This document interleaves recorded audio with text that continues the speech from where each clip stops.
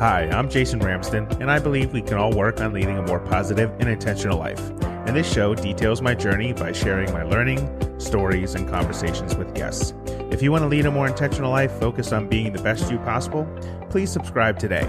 Now, let's get into today's episode. Are you struggling with adversity right now? Is your struggle such that you do not know how to persevere or where to turn next? In this episode of Positivity on Fire, we'll jump into what it means to persevere. I'll share the story of my mother's battle with cancer and our family's tragic house fire, and steps on how you can persevere in tough times. Ready? Let's go. So today we're talking perseverance. And there are two quotes that I have that I love about perseverance. And the first is by Nelson Mandela. It always seems impossible until it's done. I love everything seems impossible until it's actually done. And there's plenty of things in this world that has happened with. There's plenty of things probably in your own life that's happened with. And the other quote is one from Josh Shipp. You may know Josh Shipp as the gentleman who did a TEDx talk called "Every Kid is One Caring Adult Away from Being a Success Story." And his quote is, "Perseverance is stubbornness with a purpose." And I love that as well. It's like that stick-to-itiveness. It's that grit. It's that gut. It's that grind through, that we're not just being stubborn about something and not doing it. We're persevering through a particular topic, a particular time in our life, a particular episode or issue that we're faced with, but we have goals and a purpose around it. And perseverance is one of those things that when you are faced with challenges and difficulties in your life and discouragement, perseverance is kind of a voluntary continuation of an action, like moving forward with overcoming that obstacle. And I think what I like most about perseverance is that it's a strength that really lives within inside the courageous part of our lives. And I know what you may be thinking, and lots of people say, well, perseverance isn't all that it's cracked up to be. You're either strong or you're not strong. And that defines whether or not you can move forward in your life. But I see that a little bit differently. To me, strength is something that is a smaller amount of time. Like you could be strong for a short period of time. You can be strong for somebody. You can be somebody that allows people to cry on your shoulder, but it's temporary. It's like a short amount of time that you have to deal with whatever adversity is. Perseverance is getting knocked down over and over and over and over again. And if you get knocked down 10 times, you get up 11. Now, when I think about my own life, there were a couple of times in my own life when I've had to persevere. But when I look at those times, probably times where I've kind of did like a short term kind of get over the hump sort of thing. But the two times that really stand out in my mind in terms of really having something in your life that's just crushing going on that I had to persevere through and come out the other side. The first was when I was a senior in high school. I was getting ready to go into my senior year of high school, and my father was in the military. He was in the Coast Guard, and he was out on a ship, and my mom was diagnosed with cancer. And, for those of you who have gone through that, you know exactly what I'm talking about. Kind of, it's a fist to the gut that kind of just takes the wind out of you. It was compounded because my father was out to sea a couple of times during my mom's illness. And I can remember, stepping up and having to be as an 18-year-old, 17, 18-year-old man in the house, really making sure, taking care of my brother. My grandparents had come to visit. They were there while my dad was out of town. But trying to figure out, like, how do you juggle all of that? How do you juggle going to school, working an after-school job, working in the summertime, and looking after your little brother, and also, worrying about your mom? Is she going to be in your life for very much longer? And fortunately, she has been. She's 81 years old and still going strong. But when I look back at that time in my life, it was like, God, I really had to dig deep every single day, especially during the summertime when I was working. I got up in the morning and taught swim lessons. I lifeguarded throughout the day, and then in the evenings helped teach lifeguarding skills to the next class of people coming through. And so I was working basically from 8 o'clock in the morning until 9 o'clock or 10 o'clock at night straight through, and then trying to manage helping my grandparents at home, helping them understand. And I think about that time, like that's literally as old as I am now. My grandparents were basically probably in their late 60s, early 70s when this was happening. And so, I'm not too far away from, like 10, 15 years away from being in my 60s. So trying to focus on like helping them, even though they're not that old, helping my brother, helping him study, making sure he's taken care of as well. And then you just kind of, you overcome these challenges and obstacles and kind of persevere to the other side. And I can remember going to bed many times at night and just praying, hey, listen, God, let me make sure that my mom gets to see me graduate from high school. And then it was, let me make sure she sees me graduate from college. And I kind of went through this process of like digging deep down to figure out, how is I going to make things work in my life if she wasn't around? But also right here in the minute, how am I going to take care of things right now? And the other time in my life where I felt kind of just an earth-shattering change, and I've mentioned it here before, that we had a house fire 14 years ago. And during that house fire, we basically lost almost everything. And I can remember being in our rental house a couple months later. We're going through the insurance process. And I'm just at one point, just absolutely positively paralyzed, basically downstairs on a couch, curled up in a ball, because I don't know what to do next. Literally, I don't know. I can't find the strength to figure out how we're going to get out of this hole. Even though we had a great community around us and people taking care of us and looking out for us, you still, when something like that happens to you, you still have this kind of gut feeling like, I can't get off the couch. I was literally paralyzed for one evening with the fear of, I don't know how to move on from this. And there was lots of different factors who kind of played into that. And I'm thankful that, my wife was there to kind of buoy me and let me know we're going to get through this. But somehow we persevered. We obviously have continued our lives. Things have gotten better. The kids have grown up. You kind of push through, but to find that deep down grit and determination to say, you know what, I'm not going to get stuck in this hole of despair. I'm going to move myself forward. And when you start to get into those moments in your life where you feel like, you know what, I can't move forward. I can't put one foot in front of the other. I have no baby steps to take. I don't even know which direction I'm going in. You can do it. There's a couple of things that you can work on to kind of help you move through what might be impeding you from getting over the hump. And perseverance is kind of a tricky thing. Going back to the quotes that I mentioned before, perseverance is stubbornness with a purpose. I had to become stubborn in how I managed my day-to-day, but it was with a purpose. It was with a purpose to put our lives back together. And so what are some things that I think back on now when I was trying to research this particular episode? I found a great article in Inc.com that talks just about the 10 things that the most persevering people do. And as I was reading it, it really resonated with me. I'm going to share those with you here in a second. We're going to take a quick break and we'll be right back. All right, welcome back. So our focus here is perseverance. And when I'm looking at the story, particularly of the fire, and trying to tie it to the article I mentioned right before the break, was that, the very first thing they talk about in terms of perseverance is you have to sharpen your focus. And what do I mean by that?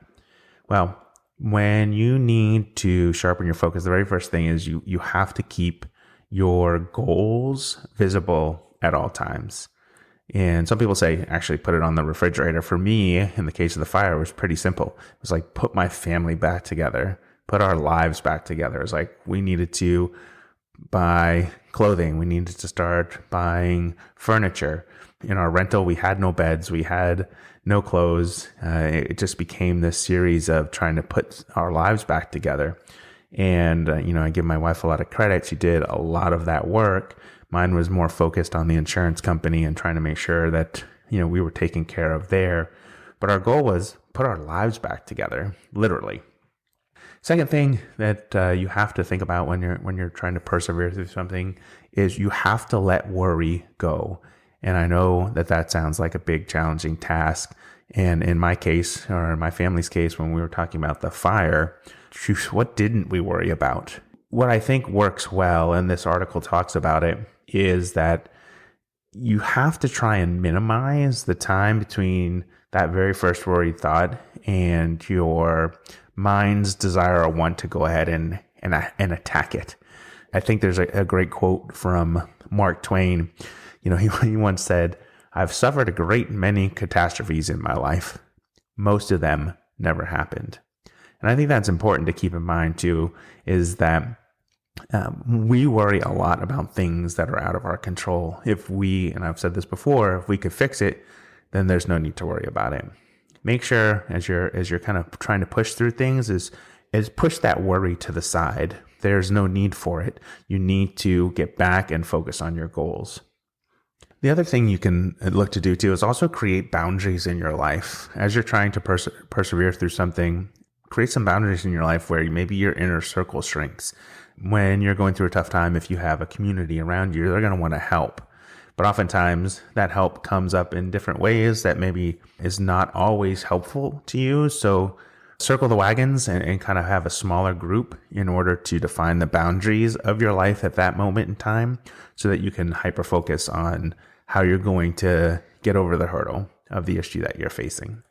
And as well as you're kind of sharpening your focus, looking at your goals and trying to figure out how you're going to go over the hurdle, you also have to bring a positive mindset into it. And even though you may be going through a tough time, you have to figure out a way to laugh too, right? So laughter is a wonderful way to kind of buoy your spirit.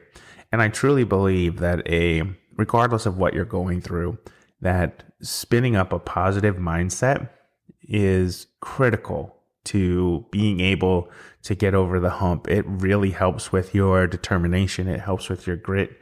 When you have a pessimistic viewpoint on any particular topic, especially when it comes to adversity, it's going to take you longer to get out of that hole than you would if you could flip the script and kind of see what the positives of what's happening in your life could be in terms of growth for you as a person. Now, I get it. You're probably saying to yourself, yep, Jay, you know what?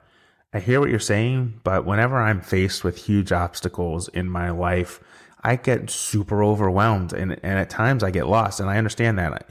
That's how I was when we had the house fire, is that everything is overwhelming when you have to put your entire life back together and you have to fight for insurance dollars and figure out how you're going to make sure that your kids are taken care of and that they don't worry that something like this could happen again.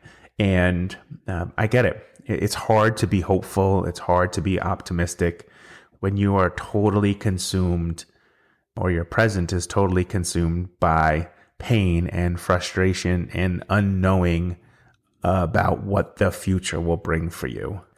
I guarantee you as well is if you start to allow positivity to come into your life, if you start to use positive self-talk, sit in front of the mirror and chat yourself up.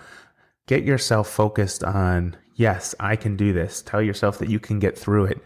Tell yourself that you can accomplish anything if you put your mind to it. When you have that type of positive words to start your day, your positive affirmations to get things started, you can persevere through it. And I would say as well, I got it. It takes time whenever you have something going on in your life that is bringing you down or is a real struggle for you.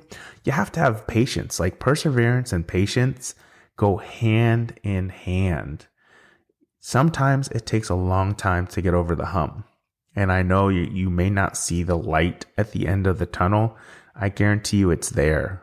It's there. You just have to be patient for it. And I know that you'll get frustrated. There were many times that I got frustrated in the process of putting our lives back together. But I can tell you it does get better if you keep that focus, if you keep your goals in mind towards what you want the outcome to be from that particular issue in your life or whatever has happened to you at that moment in time. So what are the benefits of persevering, right? Some people say, well, I can't do it. I don't know how to get myself out of the hole that I'm in. Some of the benefits of persevering is that challenges and obstacles that come into your life, when you overcome them, they make you stronger. And the other part of that is that they then give you the confidence when other obstacles present themselves in the future, so that when other difficulties arise in your life, you could say, okay, I know I have this skill set. I think the other component here is that when you do persevere and you have adversity in your life, it makes you really appreciate, especially as you get over the hurdle and you start to move on with your life, it makes you appreciate the good in your life, like what's happening in your life right here and right now. And I fully believe that you have to love and appreciate the good times, because we never know when that's going to change. Like, we have no idea when life is going to pivot and give us a pop quiz, and the next thing we know, we're back in bad times again, or something is not going well in our lives, or we're faced with another misfortune or another obstacle to overcome.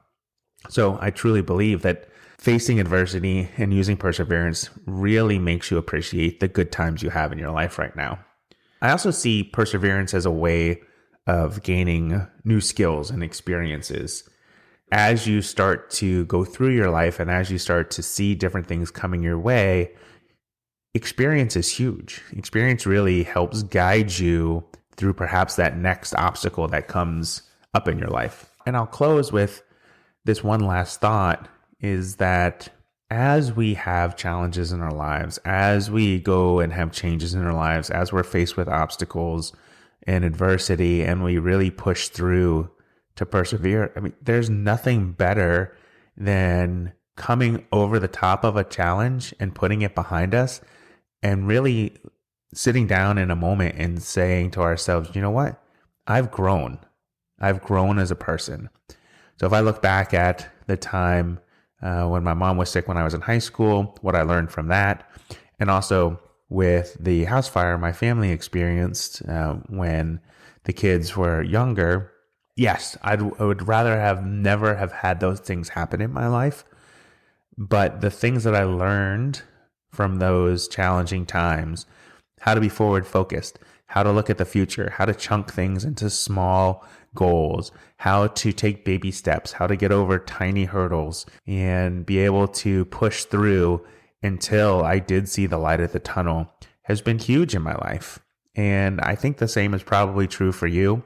If you're going through an incredibly tough time right now, you're in my thoughts. If you have gone through tough times recently and you're working through it, please share. Come find me. You can go to direct.me/Jason Ramsden, and you can connect with me there. All my links to all my social accounts are there. Come find me. Let's have a conversation. Let's chat about the challenges that you face and how you're working through them. I really believe that we are stronger together than we are apart. And it's a belief for me. And I also believe, through this podcast and my social media and some of the other places in my life where I try and impart and impact positivity in people's lives, is that truly, like, one person, like impacting one person or impacting 1 million people, there is no difference. So I really don't take for granted this opportunity that I have sitting here behind a mic, sharing my stories, sharing my thoughts and my learnings with you. If it helps just one person, then I have achieved all that I've needed to achieve in my life. And I'll close today's show like I always do with just a huge thank you for being here today, wherever you are, wherever you're listening from, wherever you're tuning in to this show. I appreciate your gift of time. It's the most meaningful thing that you can give back to me in this entire world, is spending some time with me. Whether you listen to 10 minutes of the show or 20 minutes of the show, I really appreciate your support. And just always remember, be well, be happy, be you, And until next time, may your quest for positivity begin today. If you liked today's episode, please go to podchaser.com, search for Positivity on Fire, and leave a 5-star rating and review. For more on my positivity quest, follow me at positively_J on Instagram or TikTok, or engage with the show by visiting direct.me/Jason Ramsden. Have an amazing day.